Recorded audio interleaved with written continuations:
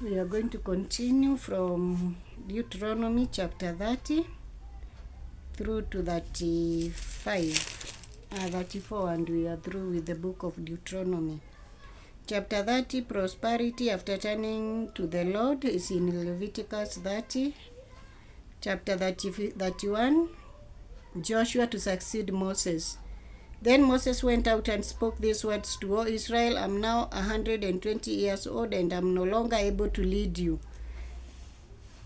The Lord has said to me, you shall not cross the Jordan. The Lord your God himself will cross over ahead of you. He will destroy this nation before you, and you will take possession of the land. Joshua also will cross over ahead of you, as the Lord said, and the Lord will do to them what he did to Sihon and Og, the king of the Amorites, whom he destroyed along with their lands. The Lord will deliver them to you, and you must do to them all that I have commanded you. Be strong and courageous. Do not be afraid or terrified because of them, for the Lord your God goes with you. He will never leave you nor forsake you. Then Moses summoned Joshua and said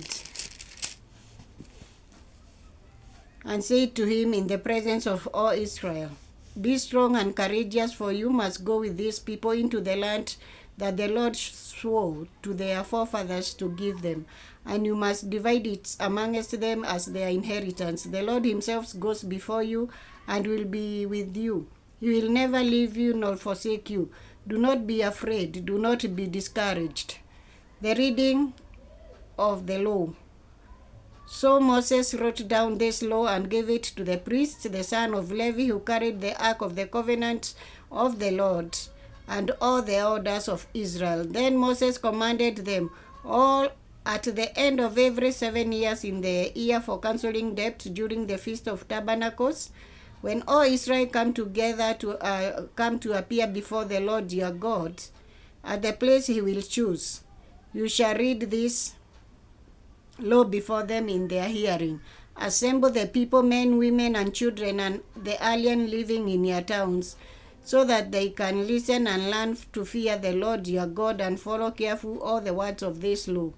Their children who do not know this law must hear it and learn to fear the Lord your God as long as you live in the land you are crossing the Jordan to possess. Israel rebellion predicted is in Numbers 14. Chapter 32, the Song of Moses. And Moses recited the words of this song from beginning to end in the hearing of the whole assembly of Israel. Listen, O heaven, and I will speak. Hear, O earth, the words of my mouth. Let my teaching fall like rain, and my words descend like dew, like showers of a new grass, like abundant rain on tender plants. I will proclaim the name of the Lord. Oh, praise the greatness of our God. He is the rock. His work are perfect, and all his ways are just. A faithful God who does no wrong, upright and just is he. They have acted corruptly toward him, and their shame. They are no longer his children, but a warped and crooked generation. Is this the way you repay the Lord, O foolish and unwise people? Is he not your father, your creator, who made you and formed you? Remember the days of old. Consider the generation long past. Ask your fathers, and he will tell you. Your leaders, and they will explain to you. When the Most High gave the nations their inheritance, when he divided all mankind, he set up boundaries for the people according to the number of the sons of Israel. For the Lord's portion is his people's, Jacob his allotted inheritance. In a desert land, he found him in a barren and whoring waste. He shielded him and cared for him. He guarded him as the apple of his eye, like an eagle that stirs up its nest and hovers over its young, that spreads its wing to catch them and carries them on its pinion. The Lord alone led him. No foreign god was with him. He made him ride on the height of the land and fed him with the fruit of the field. He nourished him with the honey from the rock and with oil from the fig tree. with curds and milk from herds and flock, and with fattening lambs and goat, with choice lambs and Bashan, and the finest grain of wheat. You drink the foaming blood of the grape. Jeshurun grew fat and kicked filled with food. He became heavy and sleek. He abandoned the God who made him and rejected the rock, his savior. They made him jealous with their foreign god and angered him with their detestable idols. They sacrificed to demons, which are not gods they had not known, gods that recently appeared, gods your father did not fear. You deserved the rock who fathered you. You forgot the God who gave you birth. The Lord saw this and rejected them because he was angered by his sons and daughters. I'll hide my face from them, he said, and see what their end will be. For they are a perverse generation, children who are unfaithful. They made me jealous by what is no God and angered me with the worthless idol. I'll make them envious by those who are not a people. I'll make them angry by a nation that has no understanding. For a fire has been kindled by my wrath, one that burns to the rim of death below. It will devour the earth and its harvest and set on fire the foundation of the mountain.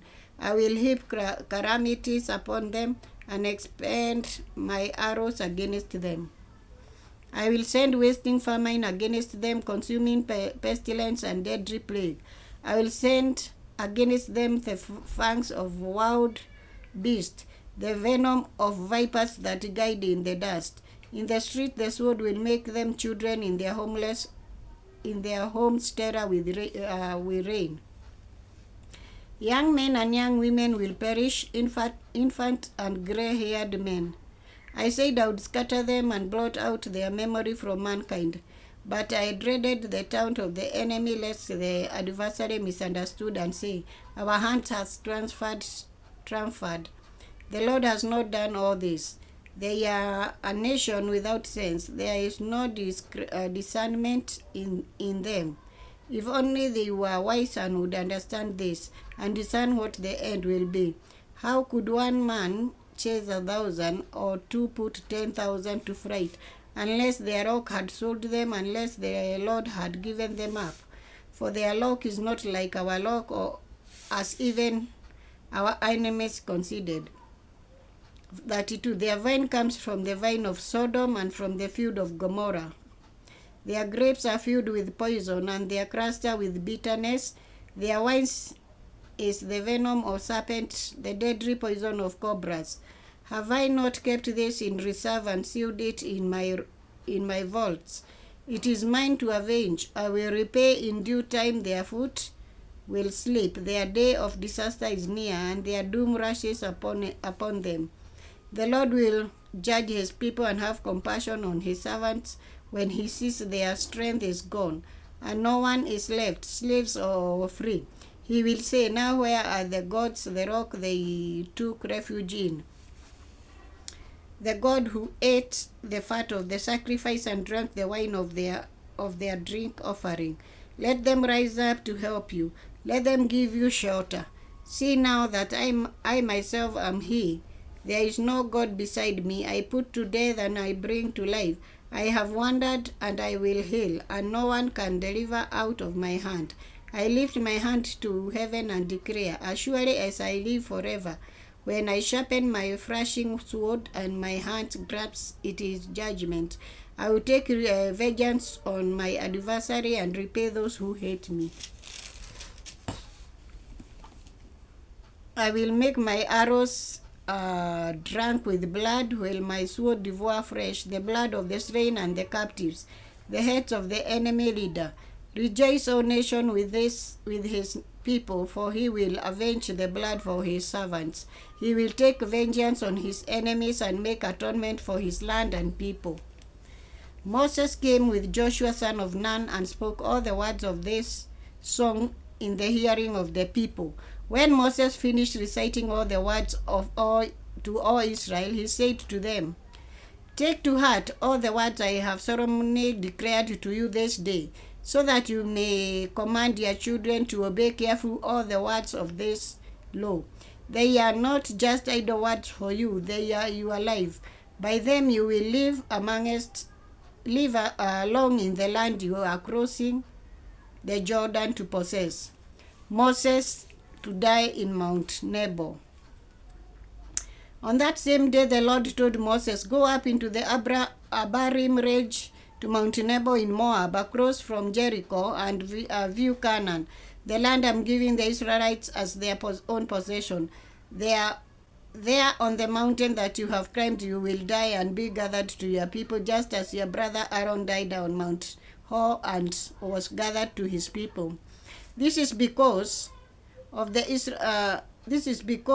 of you broke faith with me in the presence of the Israelites at the water of Meribah, Kadesh in the desert of Zin, and because you did not uphold my holiness amongst the Israelites. Therefore you will see the land, and only from a distance. You will not enter the land I'm giving to the people of Israel." Chapter 33. Moses blesses the tribes. This is the blessing that Moses, the man of God, pronounced on the Israelites before his death. He said, "The Lord came from Sinai and dawned over them from Seir. He shone forth from Mount Paran. He came with myriad of holy ones from the south, from his mountain slope. Surely it is you who love the people. All the holy ones are in your hands. At your feet they all bow down, and from you receive instruction.